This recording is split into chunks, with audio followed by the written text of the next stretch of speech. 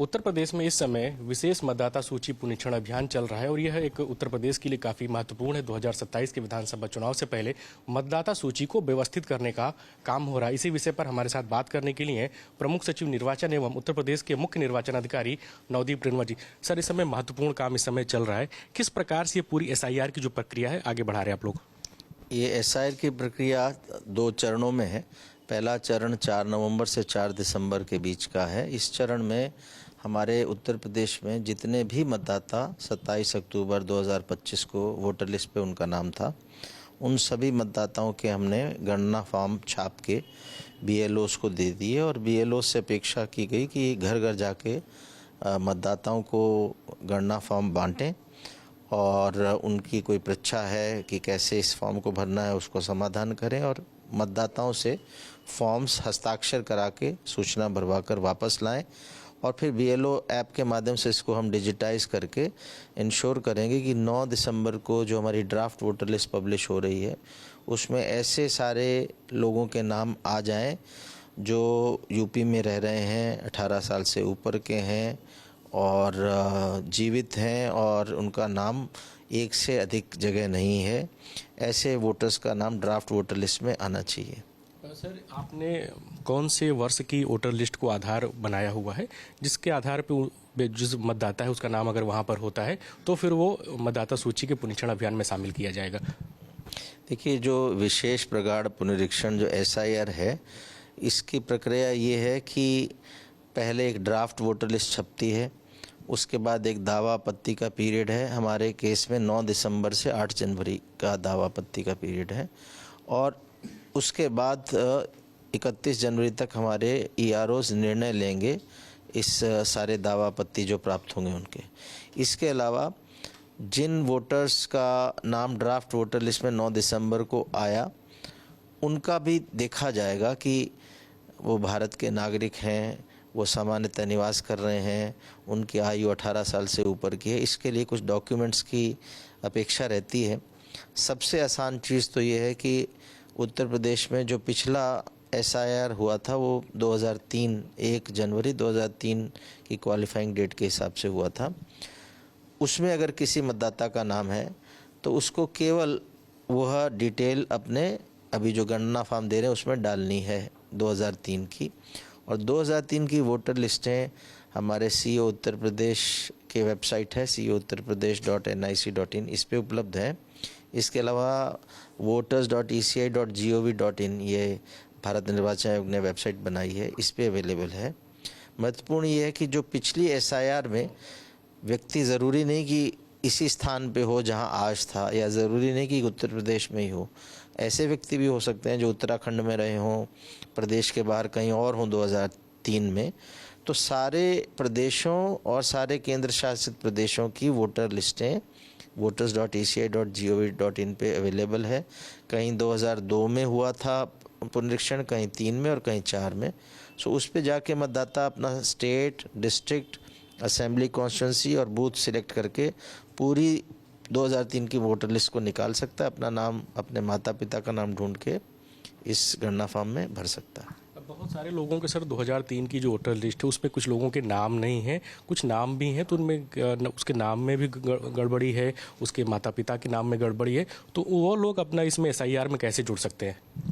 देखिए, अगर 2003 की वोटर लिस्ट में स्वयं का नाम या माता पिता का नाम है तो वही डिटेल जो वोटर लिस्ट में है वही डालेंगे और ये हमारे जो EROs देख लेंगे कि केवल कोई स्पेलिंग मिस्टेक की वजह से नाम भिन्न, बिकॉज उसमें कई चीज़ें, माता पिता का भी नाम है, आयु भी है, जेंडर भी है।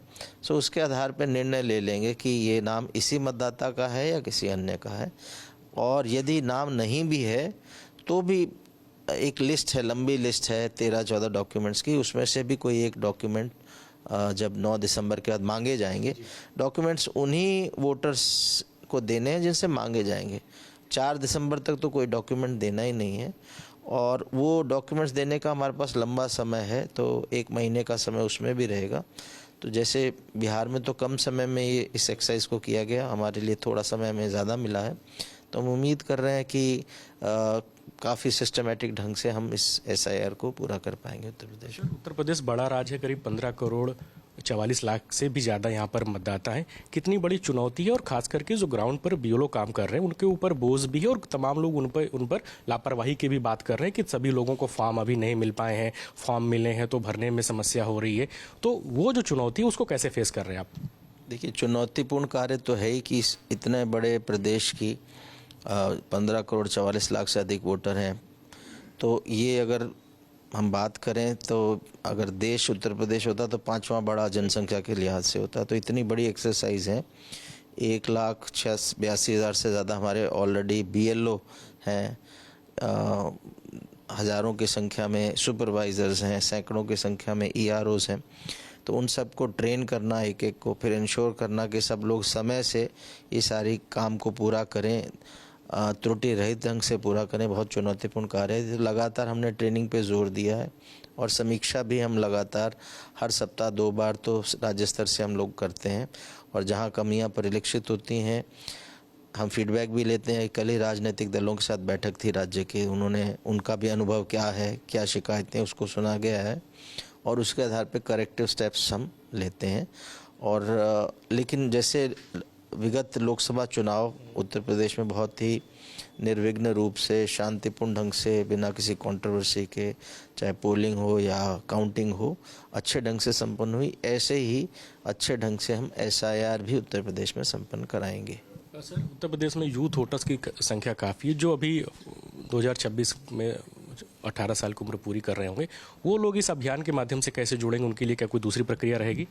नहीं, ये भी बहुत आपने महत्वपूर्ण प्रश्न पूछा कि जो युवा वोटर यानी अभी 17 साल कुछ महीने के हैं, लेकिन 1 जनवरी 2026 को ऐसे वोटर्स 18 साल के हो रहे हैं, उन सबको, उनके सबके पास भी मौका है कि अभी फॉर्म 6 भरें।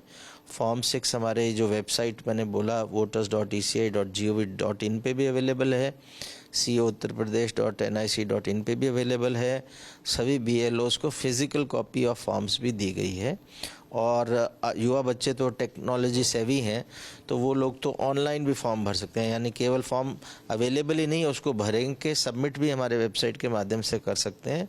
इसके लिए उन्हें E-साइन करना पड़ेगा और E-साइन में उनको अपना आधार लिंक्ड जो मोबाइल नंबर होता है उस पर OTP आता है, उसका उपयोग करके वो अपना ऑनलाइन फॉर्म भी भर सकते हैं।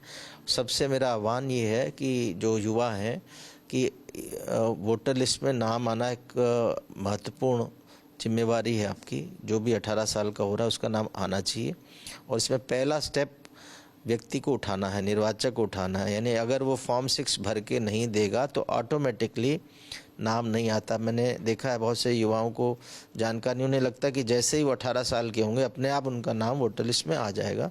तो आपके चैनल के माध्यम से बताना चाहूँगा आपके दर्शकों में से जो युवा देख रहे हैं कि पहला कदम आपको उठाना है, आपको फॉर्म 6 भरना है और उसके बाद आपका नाम वोटर लिस्ट में आ जाएगा। सर, पॉलिटिकल पार्टीज़ के स्तर पे मीडिया से बातचीत में लगातार बात कही जा रही है कि वोट चोरी का मुद्दा बिहार में हुआ भी, ग्राउंड पे दिखा नहीं दिखे अलग विषय। निर्वाचन आयोग के स्तर पर जो पॉलिटिकल पार्टीज़ के आप लोगों की मीटिंग है वो किस प्रकार की शिकायत कर रहे हैं, खास करके उत्तर प्रदेश के जो विपक्षी दल है, वो आपसे क्या कहा अभी तक? देखिए, जो चीज़ होती है वो ग्राउंड पे दिख जाती है, तो हम ये नहीं कह सकते ग्राउंड पे नहीं दिखा और लेकिन हुआ, क्योंकि ये तो हमारा डेमोक्रेसी है। Multiple media channels, print media, electronic, social, तो कोई बात है तो निकल के आ ही जाती है। तो जहाँ तक ऐसी कोई आशंका है कि वोटर्स के नाम बड़ी संख्या में कट जाएंगे, ये ऐसा होगा नहीं, क्योंकि मशीनरी, हमारी इलेक्शन मशीनरी काफ़ी समय से ये काम करती आई है और हमने ट्रेनिंग के अलावा इस बात पे भी जोर दिया है कि समीक्षा हर स्तर पे अच्छे ढंग से हो और समीक्षा केवल अपने अधिकारियों में ना हो, हम राजनीतिक दलों के साथ भी लगातार बैठ के कर रहे हैं। ज़िला निर्वाचन अधिकारियों को भी हमारे ये निर्देश हैं कि समय समय पे राजनीतिक दलों से बैठक करें, उनके कोई प्रश्नों का जवाब है, उनकी कोई आशंकाएं, उनको दूर करें, उनका फीडबैक लें कि इन एरियाज़ में काम अच्छा नहीं हो रहा। इसके अलावा स्थानीय स्तर पे भी मीडिया के साथ इंटरेक्शन करें, सो दैट मीडिया के जो लोग हैं उनको भी प्रक्रिया के बारे में सही जानकारी और पूरी जानकारी हो और उनके पास भी काफ़ी फीडबैक रहता है एरिया का। उसके आधार पे हम लोग अपना जहाँ जहाँ त्रुटियाँ उनको, क्योंकि लंबा समय है, इसमें दुरुस्त कर लें। आखिरी सवाल सर, डुप्लीकेसी आप कैसे रोकेंगे? और दूसरी बात, समाजवादी पार्टी का आरोप है कि करीब उत्तर प्रदेश में 1.5 करोड़ के आसपास वोटर्स के नाम काटे जाएंगे। देखिए, ऐसा तो ना कोई फार्मूला है जिसे हम आज की तारीख में बता पाएँ कि कितने नाम बढ़ेंगे या कटेंगे, लेकिन देखने में ये आ रहा है कि बहुत सी जगह डुप्लीकेसी रहती है। देखने में आता है कि बहुत सी जगह व्यक्ति मर जाता है लेकिन उसके नाम काटने के लिए कोई भी फॉर्म 7 भर के नहीं देता, तो ऐसे लोगों के नाम पड़े हैं। देखने में आ रहा है कि बहुत से लोग यहाँ से ट्रांसफ़र होके चले गए, शिफ्ट होके चले गए, लेकिन उनका नाम पड़ा हुआ है। और ये चीज़ें पहले भी होती थी, लेकिन पहले किसी का ध्यान वोटर लिस्टों की शुद्धता पे उतना था नहीं जितना पिछले कुछ सालों से हुआ है। और एक अच्छा डेवलपमेंट है कि राजनीतिक दल इस पे ध्यान दे रहे हैं, क्योंकि ये होने से हमारा जो शुद्धता है और बेहतर होगी। और इस एक्सरसाइज का उद्देश्य ही इसलिए है कि ये जो हमारे एक तरह से इम्प्योर हो जाती है वोटर लिस्ट। पिछली हमारी जो SIR हुई थी वो 22 साल पहले हुई थी, 2003 को हुआ था। तो इस लंबी अवधि में हमने करते हैं हर साल हम समरी रिवीजन, बट उसमें नाम बढ़ तो जाते हैं, क्योंकि बढ़ाने में इंटरेस्ट राजनीतिक दलों का भी रहता है, अपने कार्यकर्ताओं का नाम देते हैं, वोटर्स का नाम भी रहता है, लोग अपना एड्रेस प्रूफ के रूप में एपिक बनाना चाहते हैं, बट नाम काटने पे ध्यान नहीं रहता। इसलिए बड़ी संख्या में नाम ये लोग अपेक्षा करते हैं कि जब इंटेंसिव रिवीजन होगा तो नाम कटेंगे, लेकिन नाम बढ़ेंगे भी। इस दौरान बहुत से ऐसे लोग होंगे जिनके नाम वोटर लिस्ट में नहीं है, और जितनी अवेयरनेस सोसाइटी में इस एक्सरसाइज की वजह से कि वोटर लिस्ट भी कोई महत्वपूर्ण चीज़ है, इसमें भी नाम आना चाहिए, समाज के हर वर्ग में, हर व्यक्ति में आई है। और उस अवेयरनेस का लाभ होगा कि हमारी वोटर लिस्ट शुद्ध होगी, क्योंकि केवल BLO के ऊपर अब हम डिपेंडेंट नहीं होंगे। हमारे पॉलिटिकल पार्टीज, हमारे वोटर्स भी जागरूकता से काम करेंगे तो हमारे काम अच्छा होगा।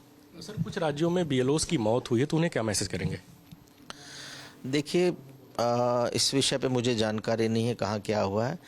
मैं तो चाहूँगा कि हमारे उत्तर प्रदेश में जितने भी वोटर्स हैं वो सक्रिय योगदान दें इसमें। पार्टीज तो दे रही हैं, सहयोग कर रही हैं, लगभग 4 लाख के आसपास बूथ लेवल एजेंट्स नियुक्त हो गए हैं, और हमारे बहुत से कर्मचारी बहुत अच्छा कार्य कर रहे हैं। बहुत से BLOs बहुत अच्छा कार्य कर रहे हैं। BLO का कार्य बड़ा मुश्किल कार्य है, क्योंकि उनको अपने कार्यों के साथ साथ घर घर जाके वोटर्स को फॉर्म देना है, उनको समझाना है, फिर वोटर से फॉर्म कलेक्ट करना है, फिर उसको डिजिटाइज करना है। सो बहुत से ऐसे हमारे कर्मचारी हैं जो इसको बखूबी इस जिम्मेवारी को निभा रहे हैं। जो लोग किसी वजह से उनके काम में कमियां, उनको भी हम ट्रेनिंग दे के, मोटिवेट करके और प्रॉपर सुपरविजन से उनका काम बेहतर करने का प्रयास कर रहे हैं। ठीक है, थैंक यू। ये थे उत्तर प्रदेश के मुख्य निर्वाचन अधिकारी नवदीप रिनवा, जिन्होंने हमसे SIR के बारे में बातचीत की। वीडियो जर्नलिस्ट सुंदरम केसरी के साथ धीरज त्रिपाठी, लाइव टाइम्स, लखनऊ।